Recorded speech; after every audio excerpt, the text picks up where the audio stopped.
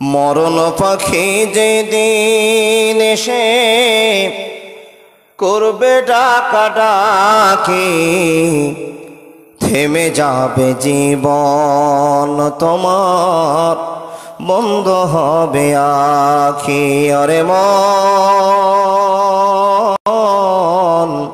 থেমে যাবে জীবন তোমার, বন্ধ হবে আখি। মরণ পাখি যেদিন এসে করবে ডাকাডাকি, থেমে যাবে জীবন তোমার, বন্ধ হবে আখি। ভেঙে যাবে জীবন তোমার, বন্ধ হবে আখি। আরে মন, ভেঙে যাবে জীবন তোমার, বন্ধ হবে আখি। দুনিয়াতে আছো তুমি টাকা পয়সা নিয়ে, কবর মাঝে করবে দাফন সাদা কাফন দিয়ে। যাইবা তুমি খালি হাতে, যাইবা তুমি খালি হাতে, থাকবে সবে পড়ে। থেমে যাবে জীবন তোমার, বন্ধ হবে আখি। আরে মন, ভেঙে যাবে জীবন তোমার, বন্ধ হবে আখি। আমলগুলি কর ভারে, আর তো সময় নাই। মরণ পাখি দিলেন ডাক, রবে না উপায়। আমলগুলি কর ভারে, আর তো সময় নাই। মরণ পাখি দিলের ডাক, রবে না উপায়। খাঁচা ছেড়ে ওড়ান দিবে, খাঁচা ছেড়ে ওড়ান দিবে, রাখবে না কেউ ধরি। থেমে যাবে জীবন তোমার, বন্ধ হবে আখি। ভেঙে যাবে জীবন তোমার, বন্ধ হবে আখি। থেমে যাবে জীবন তোমার, বন্ধ হবে আখি। লিল্লাহি তাকবীর। তুমি নারে তাকবীর। মহব্বতের সাথে বলুন না বাপ, একবার আল্লাহকে ভালোবাসা দেখান। আল্লাহর ভালোবাসাতেই কিন্তু আমরা এই জায়গাটাতে এসে বসতে পেরেছি। আল্লাহ আমাদের দয়া করেছেন, তাই কিন্তু আমরা এই জায়গাতে এসে বসে সন্ধ্যা থেকে নিয়ে পবিত্র হাদিস কোরআনের কথা শুনছি। এখনো আরো 2 থেকে 4 ঘন্টা শোনাবেন আল্লাহ ইনশাআল্লাহ, এটা আশা আছে। ও আল্লাহর বান্দা, তা আল্লাহকে খুশি করবার উদ্দেশ্যে একবার মহব্বতের সাথে বলি না, একবার লিল্লাহি তাকবীর। পিছনের লোকগুলোর খুব আওয়াজ দুর্বল। ও আল্লাহর বান্দা, সমন্বয় ভোট কবে কি? মে মাসের 7 তারিখ। ও তাহলে আমাদের 26, আপনাদের 7। তো এখন থেকে মিছিলে নামেননি? ইনকলাব জিন্দাবাদ, ধর থাক মাথা যাক, হয়নি বাবা? ও এবার হবে না। যেই দিন মেম্বার হবে গ্রামে, সেই দিন না পোল্ট্রি খেতে পাবেন, সেই দিন পোল্ট্রির জন্য এত ইনকলাব জিন্দাবাদ হবে, তাই না? আল্লাহর বান্দা, এখন বলা দরকার নাই। তবে আল্লাহর ভালোবাসাটাকে জাগ্রত করবার জন্য আপনার যে আল্লাহর উপর একটা প্রেম ভালোবাসা আছে, এটা দেখান না একবার, জোরে বলুন লিল্লাহি তাকবীর। চলমান সবার নির্বাচিত সভাপতি, দিন প্রিয়, ইসলাম প্রিয়, সুপ্রিয় বালুয়াঘাটের সুপ্রিয় শ্রোতা মণ্ডলী, পর্দার আড়ালে বসে থাকা অত্র এলাকার সুশিক্ষিতা মা বোনেরা, লাখো কোটি শুকরিয়া সে আল্লাহ, যে আল্লাহ আমাদেরকে রমজানুল মোবারক মাস পার করে আমাদেরকে কয়েকদিন যাবত, গত কয়েক তারিখ ঈদ হয়েছে গো বাবা, কয় তারিখ ঈদ হয়েছে? 12 তারিখ। আজ ক তারিখ? 21 তারিখ, তাহলে কতদিন হলো? কয়দিন জি? 12 দিন হলো। তো 12 12 24 হয়ে গেল। উল্টা হিসাব, মানে আন্দাজা খেয়েছে খুব ঘন করে নাকি? হিসাব একটু উল্টা পাল্টা চলছে। যাক আলহামদুলিল্লাহ যে আল্লাহ আমাদেরকে রমজানুল মুবারক মাস পার করে দিয়ে আবার বাকি সাধারণ মাসগুলো আমাদের কাছে প্রবেশ করিয়ে দিয়েছেন, সে আল্লাহর লাখো কোটি শুকরিয়া বলুন আলহামদুলিল্লাহ। তারপরে পরে তার প্রিয় রাসূল বিশ্বনবী নবী মুহাম্মদ রাসূলুল্লাহ পড়ুন সাল্লাল্লাহু আলাইহি ওয়াসাল্লামের প্রতি লাখো কোটি দরুদ শান্তির ধারা বর্ষিত হোক। আল্লাহুম্মা সাল্লি আলাইহি আল্লাহুম্মা বারিক আলাইহি। ও আল্লাহর বান্দা, একটু হাত দেখে বলুন তো, আমরা সবাই 30টাই রোজা করেছি ইনশাআল্লাহ? 30টাই? আলহামদুলিল্লাহ। মাবুদ, তোমার ভয়ে, তোমার কাছে ভালোবাসা পাওয়ার উদ্দেশ্যে আমরা ঠিক 3টার সময় ভাত খেয়েছি, সন্ধ্যা 5টা 55 ইফতার করেছি। এর মধ্যে এক ফোঁটা উজুর পানিও ঢোকায় নি। ভয় কার? জোরে বলুন, ভয় কার? অন্তরে ভয় আছেলেও বলে আমরা রমজান মাস পালন করেছি। আচ্ছা বাবা, 30 দিনই তারাবি পড়েছে একজন কেউ? মাশাআল্লাহ মাশাআল্লাহ, 30 দিনই তারাবি পড়েছেন, আলহামদুলিল্লাহ। মাবুদ তুমি কবুল করে নাও। এ বাবা, লাইলাতুল কাদার 5 দিনই জেগেছেন কে দেখান? 1টা 2টা 3টা 4টা। একটা তো চ্যাংড়া মানুষ দেখলাম না গো, যারা কবরে যাওয়ার জন্য তৈরি হয়ে আছে, বয়স্ক লোকগুলো। জি, ওই আমার নানাজির হাত দেখেছে, দেখেন মরণের ভয় একটা এসেছে, কিন্তু বোঝা গেল আপনার মরণের ভয় নেই, যার জন্য আপনি লাইলাতুল কাদার জাগেননি। আল্লাহর দয়া জানছেন না বাবা? দয়া, আল্লাহ মানুষকে কত দয়া করেছেন। 11 মাস পর আপনাকে একটা নেকি দেওয়ার জন্য রমজানুল মুবারক মাস আপনার কাছে পাঠানো হয়েছিল। সেই মাসে 3টা অপশন দিয়েছে আপনাকে। কটা অপশন বললাম? একটা কথা বলুন, কটা অপশন? 3টা অপশন। কি? এক হলো রমজান মাসে রোজা রাখা। রোজা রাখা মানে কি বাবা জানেন না? বিরত থাকা। কি থেকে? স্ত্রী মিলন থেকে, নোংরা ভাষা থেকে, পানাহার থেকে। এক কথাই রোজদার মানুষ কোনো কেলেমে জড়িয়ে যাবে না, কেলেম মুক্ত জীবন কাটাবে, এই জন্য পরহেজ করে আপনি চলেছিলেন, তাই না বাবা? রোজা অবস্থায় কালে গাল দিয়েছেন নাকি? স্ত্রী মিলন করেছেন না? তাহলে একটা আমরা নেকির কাজ করে নিয়েছি, রোজা রেখে আমাদের জীবনের কেলেম মিটিয়ে নিয়েছি। সেটা কি জানেন? আমরা জাহান্নামের ঢাল তৈরি করে নিয়েছি, জাহান্নামের ঢাল তৈরি করে নিয়েছি 30টি রোজা করে। এবার যদি তারপরও কোনো সমস্যা থেকে যায়, গুনাহ হয়ে যায়, তাহলে আমরা তারাবির নামাজ পড়েছি, তারাবির নামাজ পড়ে আমাদের গুনাহগুলোকে আমরা মাফ করে দিয়েছি। আবু হুরায়রার হাদিস বলছে আপনাকে শর্টকাটে। ও আল্লাহর বান্দা, এবার আমরা তারাবির নামাজ পড়লাম, চলে আসলো 21 রাত, 23 রাত, 25 রাত, 27 রাত, 29 রাত লাইলাতুল কাদার জাগলাম। মাওলানা, লাইলাতুল কাদার জেগে নেকি কত পাওয়া যাবে? একটা মানুষ যদি 5 রাত লাইলাতুল কাদার জাগে তো তার আমলে নেকি কত হবে? তো 84 বছরের কিছু বেশি নেকি আপনার আমল নামাতে দেওয়া হবে। এক রাতই কিন্তু লাইলাতুল কাদার হবে, 5 রাত নয়, কিন্তু 5 রাতই আপনাকে জাগতে হবে। যেদিন জেগেছিলেন কটা মুরগি মেরেছিলেন? মুরগি মরেনি? জাগেননি তো কি করে মুরগি মরবে? আলহামদুলিল্লাহ, ভালো কথা। আল্লাহর বান্দা, তাহলে আল্লাহ আপনার আমার গুনাহটা মিটিয়ে দেওয়ার জন্য রোজা দিয়েছেন। রোজাতেও যদি গুনাহ মিটাতে না পারি, তাহলে তারাবি নামাজ দিয়েছেন, নাফল ইবাদত। এই ইবাদত করেও যদি গুনাহ না মিটাতে পারি, তো লাইলাতুল কাদার আছে। লাইলাতুল কাদারও যদি মিটাতে না পারি, তাহলে আপনার চাইতে আমার চাইতে জঘন্য বান্দা আর কে হতে পারে? হিসাব দেখুন, নেকি করলেন বাপ। ও আল্লাহর বান্দারা, তাকান আমার দিকে। নেকি ঠিকঠাক করলেন, ফিতরাও জমা দিলেন। ফিতরা নিয়ে সমস্যা চলছে এলাকায়, চলছে। সমস্যা মনে করিয়েন না, যেটা সিদ্ধান্ত আলেমেরা দিবেন সেটা সিদ্ধান্ত মেনে নিয়েন। আল্লাহর বান্দা তাকান, ফিতরা দেওয়ার পর কিংবা ফিতরা দেওয়ার আগেই কোন কোন লোক আছেন হাত দেখান স্ত্রীকে নিয়ে শামসি বাজার করতে গিয়েছিলেন? কেউ জাননি? মিথ্যা কথা বলবেন না। অনেক লোক আছেন স্ত্রীকে খুশি করবার জন্য রতুয়া মার্কেটে নিয়ে গেছেন, চলো বাজার করে আসি ঈদের মার্কেটে। গিয়েছেন না বাবা? 30 দিনের নেকিকে আপনি ঘাটতিতে ফেলে দিয়েছেন, সমস্যায় ফেলে দিয়েছেন। স্ত্রীকে একবার মার্কেটে নিয়ে যাওয়ার জন্য আপনার জীবন বেকার হতে চলেছে, বেকার হতে চলেছে। এই স্ত্রীর জন্য আপনাকে আসামের কাঠ গড়া দেওয়াতে হবে। এরকম গুনাহ আমরা কেউ করি?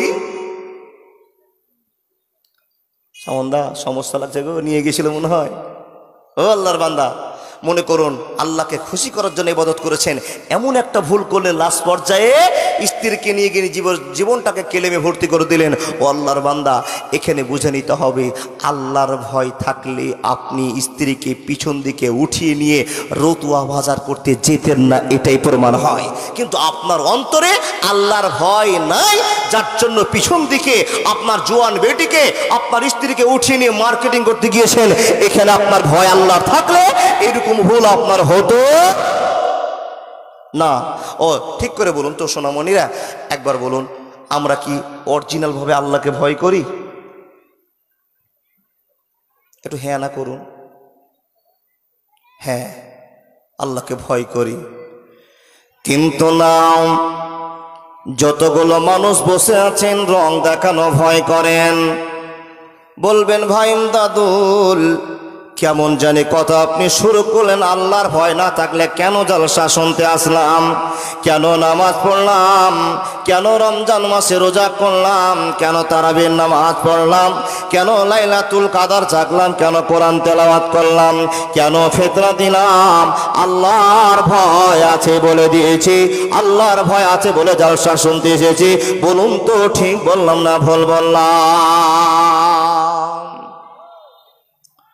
বন্ধুরে আমার, যে সমস্ত লোকেরা আল্লাহকে প্রাধান্য দিয়েছেন নবী মুহাম্মদুর রাসূলুল্লাহ, সকলে বলুন সাল্লাল্লাহু আলাইহি ওয়াসাল্লামকে নবী বলে মেনেছেন, ওই সমস্ত মানুষের কাছে পুঙ্খানুপুঙ্খভাবে আলোচনা শুরু করে দিলাম। মানুষ রে, আল্লাহকে আমরা ভয় করি বটে, কিন্তু এখন পর্যন্ত অরিজিনাল ভয় আমার হয়নি, আপনার হয়নি। কেন অরিজিনাল ভয় এখনো হয়নি, আপনার হয়নি? এ আল্লাহর বান্দা, এখান থেকে আপনাকে বলতে হয়, বোঝাতে পারি, এ মুসলমানের গ্রামের ভিতরে এখনো বন্ধনের দিদিমণিরা আছে কিনা, ছেলে যুবকরা আছে কিনা? কথা ঠিক বললাম না ভুল বললাম? বলতে হবে। যদি আল্লাহর ভয় অন্তরে থাকে, কোনো মুসলমানের পরিবারে বন্ধন নামে কোনো লেনদেন থাকবে না। আল্লাহর বান্দা শুনে যান, যদি আল্লাহর ভয় থাকে মানুষ মার্ডার করা যাবে না, আল্লাহর ভয় থাকে জিনা করা যাবে না, আল্লাহর ভয় থাকলে গীবাত করা যাবে না। মুসলমান বুকে হাত দিয়ে বলুন তো, নিশ্চয় আমাদের আল্লাহর ভয় আছে, কিন্তু এমন একটা ছোট্ট ভয়ের জায়গা রেখেছি যে ভয়টাকে উপেক্ষা করে এখনো সুদের কারবার করে। ঠিক বললাম না ভুল বললাম? বন্ধুরে আমার, এখনো মানুষের জমির আইল কেটে নি আল্লাহর বান্দা, এখনো মসজিদ মাদ্রাসা কিনে সমস্যার মধ্যে দাঁড় করে দিয়েছি। এখান থেকে প্রমাণ হয়ে যায়, এখান থেকে প্রমাণ হয়ে যায় এখন পর্যন্ত অরিজিনাল আল্লাহর ভয় আপনার অন্তরে ঢোকেনি। কি গো বলেন বাপ? যদি আল্লাহর অ্যাকুরেট ভয় থাকতো, তাহলে আমরা কিন্তু এখন পর্যন্ত যে ভুলগুলো করছি, এই ভুলগুলো করতাম, জোরে বলুন না, করতাম না। তার মানে আল্লাহ চাইতে দুনিয়ার মহব্বত আমাদের অন্তরে বেশি আছে, এটাই প্রমাণ হয়। বন্ধুরে আমার, ও আল্লাহর বান্দা বান্দিরা, এখন আপনাকে একটা একটা করে কথাগুলো বোঝাই। মানুষের দল, আল্লাহর ভয় যদি অন্তরে না থাকে, আপনি কেমন করে নামাজি হবেন? আল্লাহর ভয় না থাকলে কেমন করে রোজদার হবেন? আল্লাহর ভয় না থাকলে কেমন করে আপনার তাস হাত থেকে ছুটবে? আল্লাহর ভয় না থাকলে কেমন করে আপনার মদ খাওয়া ছুটবে? হে আল্লাহর বান্দা, আমার রব সারা বিশ্বের রব আল্লাহ রাব্বুল আলামিন বলছেন, ইয়া আইয়ুহান নাসুত্তাকু রাব্বাকুমুল্লাযী খালাকাকুম মিন নাফসিন ওয়াহিদা ওয়া খালাকা মিনহা যাওজাহা ওয়া বাসসা মিনহুমা রিজালান কাসীরান ওয়া নিসাআ ওয়াত্তাকুল্লাহা আল্লাযী তাসালুনা বিহি ওয়াল আরহাম ইন্নাল্লাহা কানা আলাইকুম রাকিবা। বন্ধুরে আমার এক এক করে কথা বলতে আরম্ভ করলাম, মনোযোগ দিয়ে কথাগুলো শুনে যান। রব বলছেন মানুষ তুমি শুনে নাও, আল্লাহর ভয় করো, আল্লাহর ভয় করো। আপনি যদি প্রশ্নটাকে ঘুরিয়ে দেন, আল্লাহকে বলেন আল্লাহ তোমার ভয় করে কি লাভ হবে, তোমার ভয়টা কেন করব হে মহান রব, তোমার ভয় করে আমাদের জীবনের কি সাকসেসতা ফিরে আসবে, এটা যদি আপনার প্রশ্ন হয় তো রব বলছেন বান্দা তুমি কান খুলে শুনে নাও, ইন্না ইলাইনা ইয়াবাহুম সুম্মা ইন্না আলাইনা হিসাবাহুম। ঈমান হারা বুদ্ধি করে ইহুদি জাতি, চালু করে দিল তারা মহিলা সমিতি। বই কাছে টাকা যদি স্বামী দিতে যায়, এসব আমাদের অফিসে পারমিশন নাই। ভাবি টাকা দিতে হবে সারের হাতে, লজ্জার কথা আমি বলবো কার কাছে? ও টাকা জ্বালায়া গেলা সংসারে আগুন নিভাইয়া দিলা না। জোরে একবার বলুন না নাউজুবিল্লাহ। বন্ধুরে আমার কথা বলতে আরম্ভ করলাম, যে সমস্ত লোকেরা এখনো বন্ধন চালান, এখনো সুদের কারবার করেন, এখনো জেনা করেন, এখনো বিড়ি মদ খান, এখনো আপনার জীবনে নোংরামি ছুটল না, শুনে নেন ইত্তাকিল্লাহ ইত্তাকিল্লাহ ইত্তাকিল্লাহ। এখান থেকে প্রমাণ হয় বন্ধুরে আল্লাহর ভয় করে চলতে হবে। এ মাওলানা কেমন ভয় করব, কি জন্য ভয় করব? মহান রব বলছে বান্দা আমাকে এই জন্য ভয় করবে, সুম্মা ইলাইহি তুরজাউন, আমি তোমাকে হাতে পেয়ে যাব, আমার কাছে ফিরে আসতে হবে, এই জন্য তোমাকে ভয় করতে হবে। শুধু তাই নয়, শুধু তাই নয়, আল্লাহ তোমাকে কেন ভয় করব? তো রব্বুল আলামিন বলছেন ইন্না ইলাইনা ইয়াবাহুম সুম্মা ইন্না আলাইনা হিসাবাহুম, আমার কাছে আসতে হবে, হিসাব দিতে হবে। শুধু তাই নয়, শুধু তাই নয়, আমাকে এই জন্য তুমি ভয় করবে। ইন্না জাহান্নামা কানাত মিরসাদা লিত্তাগিনা মাবা লাবিসিনা ফিহি আকাবা। এই মানুষ এই জন্য আল্লাহকে ভয় করতে হবে, এই ভয় অন্তরে না থাকলে ঈমান বাঁচবে না। হয়নি, হবে না, হতে পারে না, আমার নবীর সাথে কারো তুলনা। হায়রে তুলনা তো দূরের কথা, ছায়াও মিলে না। হয়নি, হবে না, হতে পারে না, আমার নবীর সাথে কারো তুলনা। সকল নবী রাসূল ছিলেন আল্লাহর দেওয়ানা, দুই নয়নে দেখবে আল্লাহ দিলের তামান্না। শেষ নবীকে ডেকে নিলেন দেখবে রব্বানা। হয়নি, হবে না, হতে পারে না, আমার নবীর সাথে কারো তুলনা। হায়রে তুলনা তো দূরের কথা, ছায়াও মিলে না। হয়নি, হবে না, হতে পারে না, আমার নবীর সাথে কারো তুলনা। ইউসুফকে দেখে যারা আঙ্গুল কেটেছে, তারা কি নবীজির রূপ দেখেছে? আরে দেখতো যদি কেটে দিত কলিজা খানা। হয়নি, হবে না, হতে পারে না, আমার নবীর সাথে কারো তুলনা। একবার জোরে বলুন না সুবহানাল্লাহ। ও আল্লাহর বান্দা, বসুক, এখন বসুক, ফিল ভর্তি হলে ঠিক যাবে। যারা দাঁড়িয়ে থাকা তারা দাঁড়িয়েই থাকবে। ও দাদা, এই যে কেলেন শুরু হয়েছে বলতে থাকবে। সামন্দা এগুলো নামিয়ে দেন তো, ফুলগুলো একটু সাইডে করেন তো, দেখতে পেন লোকগুলোকে, অসুবিধা হচ্ছে। জি ও আল্লাহর বান্দা, যারা দাঁড়িয়ে আছেন রোডে একটু বুদ্ধির সাথে কাজ করুন না সোনামণি। ও ভাই বসো না ভাই, ও কালোগাঞ্জি বর্ডারওয়ালা বসো। কোন খেপারে দাঁড়িয়ে থেকে জালসা শোনে? জি তাকান আমার দিকে। ও আল্লাহর বান্দা, আমরা আল্লাহকে ভয় করি, কিন্তু অরিজিনাল ভয় এখনো অন্তরে আসেনি। যদি ভয় অরিজিনাল থাকতো তাহলে আমাদের দ্বারাই গুনাহ কম হতো, আমল বেশি হতো। অন্তরে ভয় নেই আমার বান্দা। ও আল্লাহর বান্দা তাকান আমার দিকে।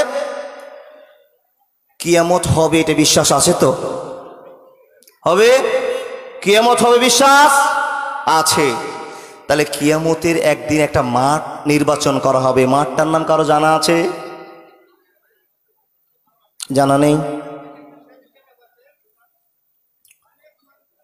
ও চাচা ঠিক বসে যাবে, আপনার থেকে যান, যার বসার দরকার ঠিক বসবে। তাকান আমার দিকে বাপ। হাসরের মাঠ নামে একটা মাঠ হবে, সেই মাঠে পৃথিবীর সকল মানুষকে এক জায়গায় করা হবে। এটা জানেন তো? কে কে থাকবে পৃথিবীতে? আপনার স্বচক্ষে যত ধর্ম, যত জাত, যত মানুষ চোখে পড়েছে এবং আড়ালেও যারা আছে তারাও একই মাঠে হাজির থাকবে। সে সময় একটা ভয়ঙ্কর দৃশ্য হবে। এই কথা আপনার জানা ছিল বাবা, হয়তো ভুলে গেছেন, আমি একটু মনে করিয়ে দিই। সেই টাইমে কিছু কিছু গর্ভবতী মহিলা গর্ভপাত হয়ে যাবে, ওরা টের পর্যন্ত পাবে না। ছোট বাচ্চার চুল পেকে সাদা হয়ে যাবে, ওরা বুঝতে পারবে না কি জন্য টেনশন হচ্ছে, কি জন্য চুল পাকছে। হাজার হাজার মানুষেরা মদ খাওয়ার মতো টলমল করবে, অথচ তারা নেশা খায়নি। এদের একটা কারণ হবে, কোন আলোচনার মাফিকে, কোন কথার প্রসঙ্গে তাদের বাচ্চা গর্ভপাত হয়ে যাবে, বাচ্চা হয়ে যাবে, মেয়েরা টের পাবে না, ছোট বাচ্চা চুল পেকে যাবার জানতে পারবে না। কারো জানা আছে? এই জন্যই আল্লাহর ভয় করতে হবে। ও আল্লাহর বান্দা, হাজার হাজার মানুষ ময়দানে, যখন মানুষ ময়দানে থাকবে, কোটি কোটি মানুষ, এ মানুষগুলোকে এক জায়গায় জমা করা হয়েছে।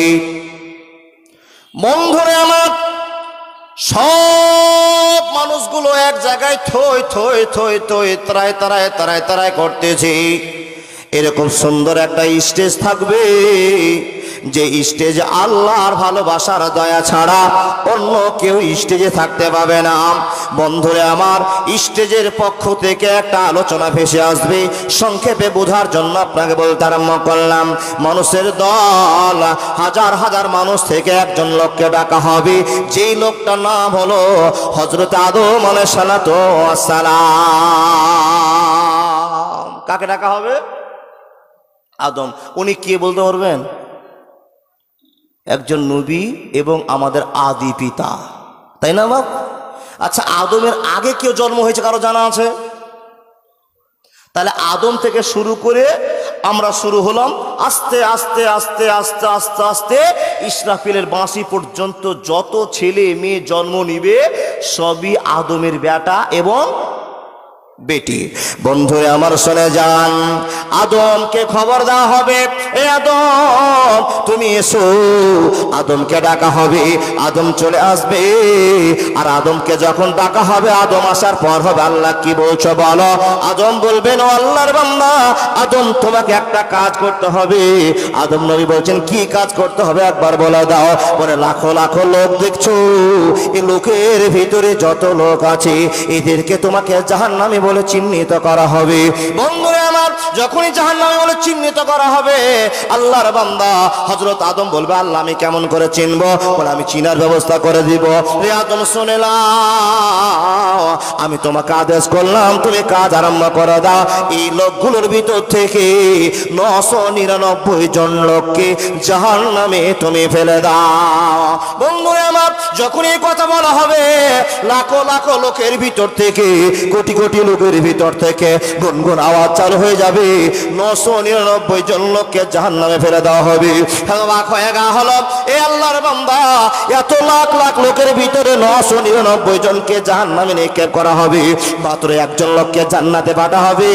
ওই লোকটাকে, ওই লোকটা পৃথিবীর কোন লোক আপনি জানেন না, আমি জানি না। হে আল্লাহর বান্দা, ওই লোকটা পরিচয় দিতে আরম্ভ করলাম। মানুষের দল শোনে না, আদম আলাইহিস সালামকে জিজ্ঞেস করা হবে, আদম রে তুমি এক এক করে বের করতে আরম্ভ করো, 999 জনকে জাহান্নামে ফেলে দাও আর একজন জান্নাতে দিয়ে দাও। বন্ধুরা আমার, যখনই আওয়াজটা কানে শোনা হবে, যখনই আওয়াজটা আল্লাহর কাছ থেকে ভেসে আসবে প্রত্যেকটা মানুষের কাছে, যখন কথাটা প্রচার হয়ে যাবে, একই আওয়াজের ধ্বনিতে বন্ধুরে আমার হাজার হাজার মহিলাদের গর্ভপাত হয়ে যাবে। যেই মহিলাটা আপনার আপনার বেটি, যে মহিলাটা আপনার মা, যে মহিলাটা আপনার বোন, যেটা আপনার স্ত্রী, যে মহিলাটার পেটে বাচ্চা থাকলে 3-4 বার ডাক্তার বাড়ি যেতে হয়, যে মহিলাটাকে ডেলিভারি করার জন্য নার্সিংহোমে যেতে হয়, যে মহিলাটাকে ডেলিভারি করার জন্য গোটা এলাকার মায়েদের কানে খবর পৌঁছে যায়, এত জোরে চিৎকার, এত জোরে তোলপাড়, এত জোরে আওয়াজ, এমন পরিস্থিতির আওয়াজ শুরু করে দিয়েছে। মুসলমান বুঝে নিতে হবে, এই মেয়েটা এই পৃথিবীতে জন্ম দেওয়ার জন্য এত চিৎকার করে, পড়োশির ঘুম ভেঙে যায়, এলাকাবাসীর ঘুম ভেঙে যায়, হাজার ডাক্তার ঘুরিয়ে যায়, এত কষ্টের সময়টা পার করে, কিন্তু ওই সময়টা এত তীক্ষ্ণ সময় হবে, এত মেনটেন্সের সময় হবে। মুসলমান একটা আওয়াজের সঙ্গে সঙ্গে মহিলাদের গর্ভপাত হয়ে যাবে, বাচ্চা ভূমিষ্ঠ হয়ে যাবে, কোনো খেয়াল থাকবে না, থাকবে না, থাকবে না। Golden Medina, oh my sweetie Medina, I cannot forget you, dear Medina, I cannot forget you, dear Medina, cannot forget, could not forget, dear Medina, cannot forget, could not forget, dear Medina, I cannot forget you, dear Medina, you are better than Arse Mohalla, you are better than Arse Mohalla, dear Prophet is live in Medina, I cannot forget you, dear Medina, I cannot forget you, dear Medina। একবার জোরে বলুন না, নারায়ে তাকবীর। কিছু বলবেন? অতিথিতে চলে এসেছেন বুঝতে পারছি, বুঝেই শেষ। আমি 5 মিনিট বসে আছি, ওনার বক্তব্য শুনুন। ও বাবা, বক্তা তো আরো আছে, কিন্তু আমার দাদার টাইম নেই, বুঝতে তো পারছেন, ইলেকশনের সময় আসতে হবে, যেতে হবে, এটা নিয়ম আছে। উঠুন আর বলুন আসসালামু আলাইকুম। এখান থেকে হ্যাঁ, বসে বসে বলুন। এক্ষুনি আসসালামু আলাইকুম। আমাদের মাঝে বর্তমানে দেখতে পাচ্ছেন শ্রদ্ধেয় মুস্তাক আলম এমএলএ সাহেব, উনি আপনাদের সম্মুখে 2-4টি কথা বলবেন, এবং আরও আমাদের মাস্টার মশাই আছেন পিছনে, হাই মাদ্রাসার হেডমাস্টার, যাক ওনারা সাথে এসছেন, ঠিক আছে, উনি কিছু আলোচনা আপনাদের সম্মুখে রাখবেন। আপনারা একটু ধৈর্য সহকারে বসুন, দাঁড়িয়ে না থেকে সাইডে চলে আসুন, সুবিধা হবে। তাহলে বলুন।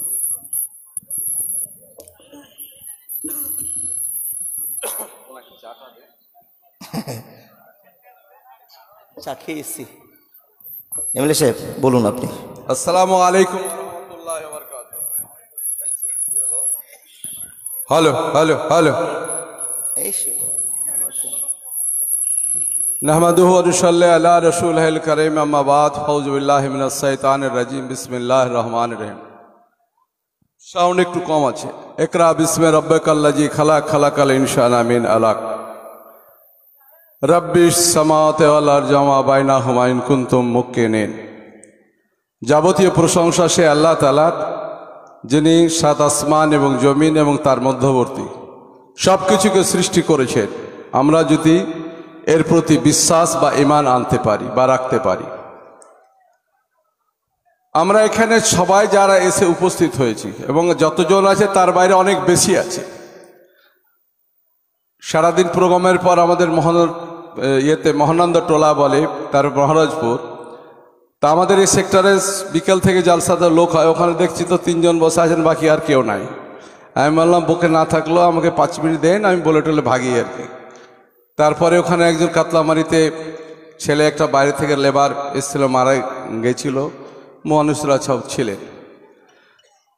আমি যে কথাটা বলতে চাইছি, এখানে আমরা কেন সব উপস্থিত হয়েছি, আমরা ইসলাম ধর্মে বিশ্বাস করি। নাম্বার 1, আল্লাহর প্রতি ঈমান এনেছি, পবিত্র কোরআন শরীফের প্রতি আমরা ঈমান এনেছি, শেষ নবী হযরত মুহাম্মদ রাসূলুল্লাহ সাল্লাল্লাহু আলাইহি সাল্লামের প্রতি আমরা ঈমান এনেছি, এবং তার মাধ্যমে প্রেরিত হাদিস, তার প্রতি আমরা ঈমান এনেছি। আমাদের উদ্দেশ্য, আমাদেরকে জান্নাত পেতে হবে, পার্থিব জগতের আর যাই কিছু করি না কেন জান্নাত পেতে হবে, সেই উদ্দেশ্যে আমরা এখানে এসেছি। আমাদের এখানে আলেমদেরকে ডেকেছি, ওনাদেরই বা কি ডিউটি, কেনই বা ওনারা এসছেন, কেনই বা ওনাদের জালসাটা শুনবো বা কথাটা শুনবো, এটাও আমাকে বুঝতে হবে, জানতে হবে। আল্লাহ তাআলা পবিত্র কোরআন শরীফের মধ্যে খুব পরিষ্কারভাবে বলেছেন, সূরা নাহালের 43 নম্বর আয়াত এবং সূরা ফুরকানের 59 নম্বর আয়াতে আল্লাহ তাআলা বলছেন, তোমরা যা জানো না জেনে নাও আলেমদের কাছ থেকে। যার হৃদয় ইলম আছে, অর্থাৎ পাক কালাম এবং হাদিসের সবকিছু তার হৃদয়ে আছে, তার কাছ থেকে জেনে নিতে বলছে। সেই সাথে ইমানদারও হতে হবে। তাহলে আজকে আল্লাহ তাআলা যেখানে ঘোষণা করেছেন তার বাইরে তো আমি আপনি কেউ নই। তাহলে আমরা নিজেরা নিজের দায়িত্ব পালন কেউ করি না, শুধু সমালোচনা করি। নিজেরা বুকে হাত দিয়ে বুঝলে, আমরা নিজেরা হাত দিলে বুঝলে, খালি ভুল ধরতে আমরা ব্যস্ত থাকি। এখানেই শেষ নয়, সূরা মায়েদার 67 নম্বর আয়াতে আল্লাহ তাআলা বলছেন, হে মোহাম্মদ, তোমার প্রতিপালকের নিকট থেকে যা তোমার উপরে নাজেল হয়েছে তা তুমি সর্বত্র বা অন্যত্র পৌঁছে দাও। মিসকাত শরীফে আমরা দেখছি বলছে, এতটুকু তুমি যা জানো তা অন্যের কাছে পৌঁছে দাও। নবী সাহেবের উপর যে নাজেল হয়েছিল সেটা তার উম্মত হিসাবে আমাদের প্রথম সারিতে থাকবেন আলেমরা, তারপরে আমরা থাকবো, তাদের উপরে নাজিল হয়েছে। তাহলে it is the duty of the আলেম যে আল্লাহর পাক কালামকে ওনাদেরকে মেসেজ করে সব জায়গায় পৌঁছে দিতে হবে। কোরআন শরীফে বলছে, হাদিসও বলছে। আর আমাদেরকে বলেছে, তোমরা যা জানো না জেনে নাও আলেমদের কাছ থেকে। তাই আজকে আমাদের আলেমদের পাশে দাঁড়িয়ে কথা বলতে হবে, তাদেরকে গাড় দিতে হবে। আজকে আমাদের আলেমরা দ্বীন ইসলামের কথা বলবে, আর যেই দেশে বাস করব ভারতবর্ষের সেই সংস্কার, আমার যে সংবিধান আমাকে অধিকার দিয়েছে ধর্ম পালন করার, নিজের নিজের ধর্ম যে যা পারো তুমি পালন করো, যা পছন্দ তুমি খেয়ে যাও। বাট নরেন্দ্র মোদীর সরকার আসার পরে আজকে এই সংবিধানটাকে তিনি ভেঙে দিতে চাইছেন। মসজিদে নামাজ পড়বে, হিন্দু ভাইরা মন্দিরে পূজা করবে, গির্জায় ঘন্টা বাজবে, অধিকার দিয়েছে।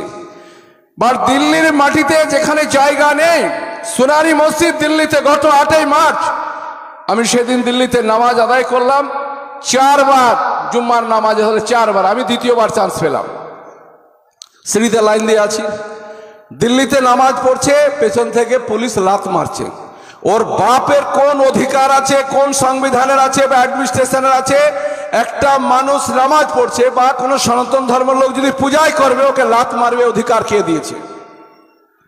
সরকারে যারা আছে তার দায়িত্ব হচ্ছে ওর বিরুদ্ধে ব্যবস্থা নেওয়া, কিন্তু আপনা আদমি কিছু করা যাবে না। আমি ওই কথার দিকে পরে আমি আসছি। আজকে আমাদেরকে নিজেদের সম্পর্কে সচেতন হওয়ার জন্য প্রথম যে আয়াতটা যেটা পড়লাম, ইকরা বিসমে রব্বিকাল্লাযী খালাক খালাকাল ইনসানা মিন আলাক, আল্লাহ তাআলা জিবরাইল আলাইহিস সালামের মাধ্যমে প্রথম যে 5টা আয়াত নাজিল করেছিলেন আমাদের নবী সাহেবের উপরে, তার অনেক ইতিহাস আছে, অতগুলো আমি দেখতে চাইছি না। এই প্রথম আয়াতের মানেটা হচ্ছে এই, পড়ো তোমার রব্বের নামে, যিনি জমাট বাঁধা রক্তপিণ্ড থেকে মানুষকে সৃষ্টি করেছেন। পড়ো অর্থাৎ পবিত্র কোরআন শরীফ সম্পর্কে আমাকে ওয়াকিবহাল হতে হবে, হাদিস সম্পর্কে ওয়াকিবহাল হতে হবে, জানতে হবে, সব কিছু এর মধ্যে আছে। সূরা আর রহমানের 14 নম্বর আয়াতে বলছেন, পোড়া মাটির ন্যায় শুকনো মাটি থেকে আমি মানুষকে সৃষ্টি করেছি। 15 নম্বর আয়াতে বলছে, আমি জিনকে সৃষ্টি করেছি অগ্নি শিখা থেকে। সূরা জারিয়াতের 56 নম্বর আয়াত থেকে আল্লাহ তাআলা বলছেন, আমি জিন এবং ইনসানকে সৃষ্টি করেছি আমার গোলামি করার জন্য। আজকে সূরা আর রহমানের 10 নম্বর আয়াতে বলছে, এই পৃথিবীর যাবতীয় সৃষ্টি স্রষ্টার জন্য যাবতীয় সৃষ্টি করেছে, পৃথিবীর সবকিছু আমাদের যে সৃষ্টি অর্থাৎ মানব সমাজের জন্য।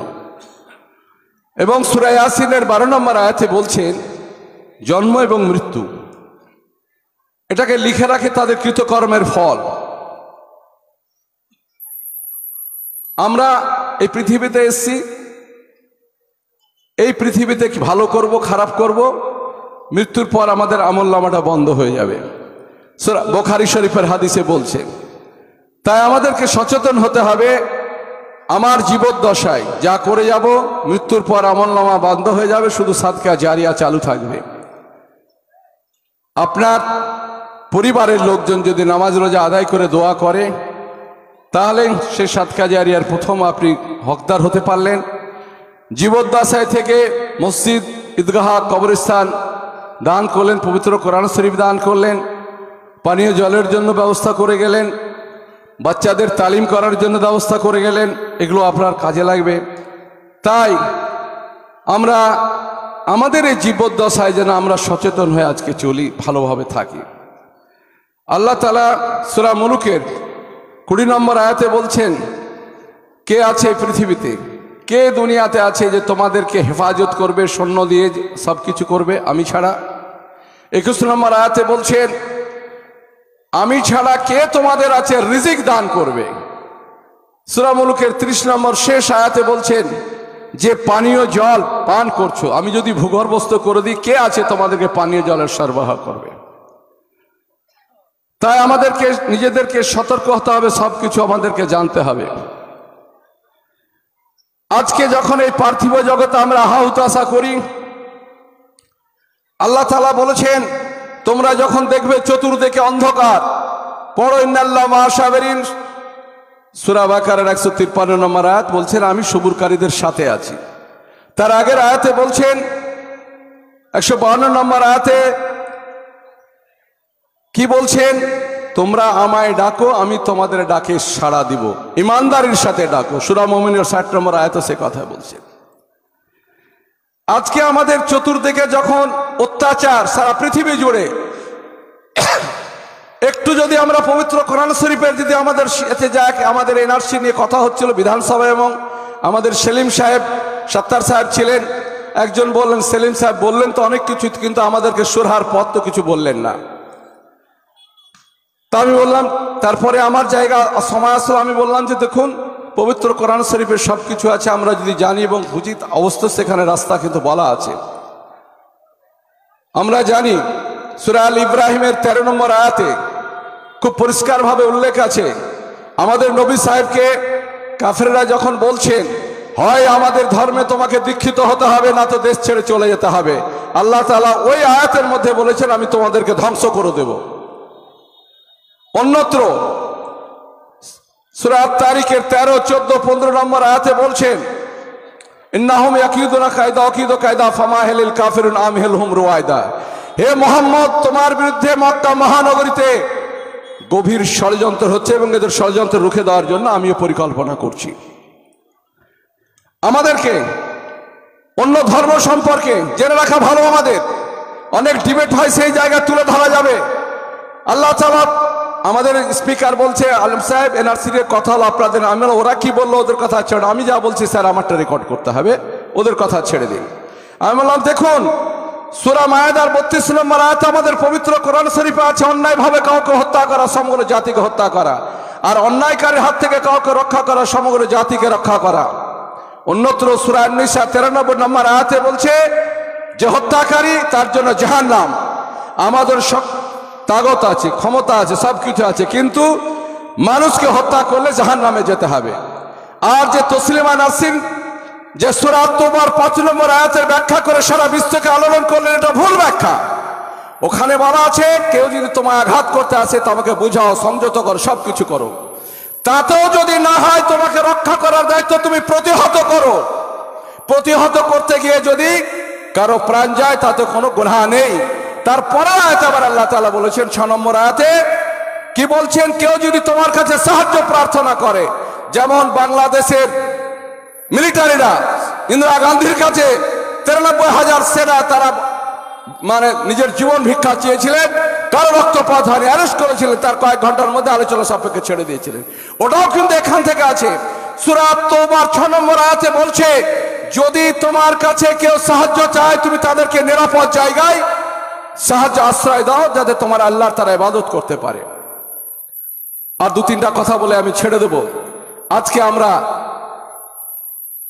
সূরা বাকারার শেষ 286 নম্বর আয়াতের যে শেষ পংক্তি আছে, কি বলছে, আমরা যদি ইমানদারির সাথে আল্লাহর কাছে যদি আমরা ইবাদত করে বলি, ওয়ারহামনা আনতা মাওলানা ফানসুরনা আলাল কওমিল কাফিরিন। হে আল্লাহ, তুমি আমাদেরকে তাকত দাও, শক্তি দাও, জজবা দাও।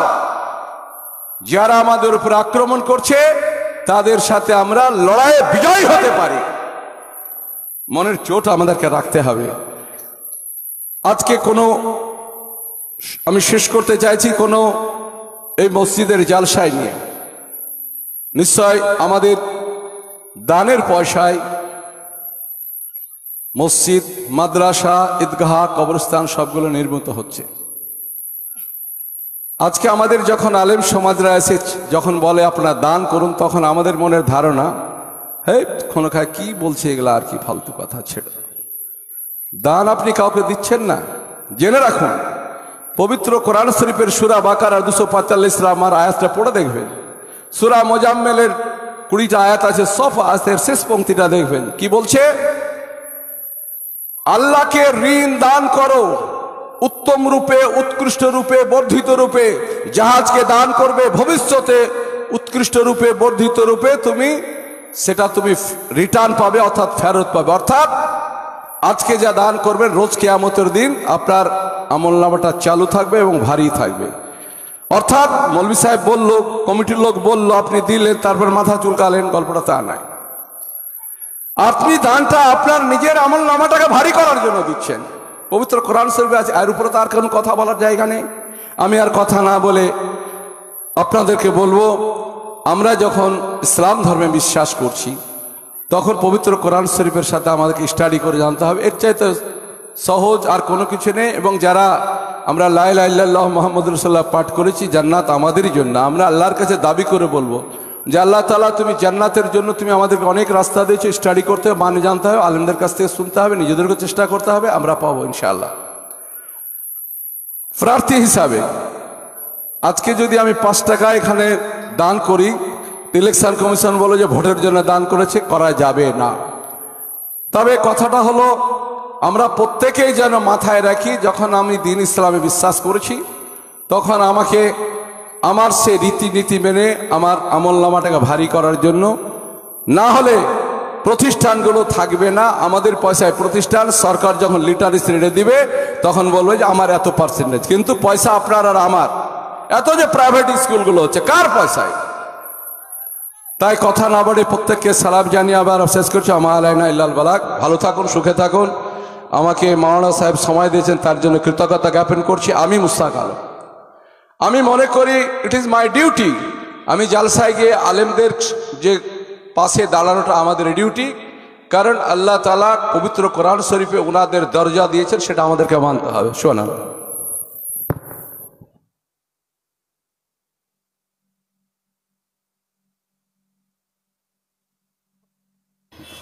মাশাআল্লাহ, যা শুনলেন আলহামদুলিল্লাহ ভালো। চলে যাওয়ার পূর্বে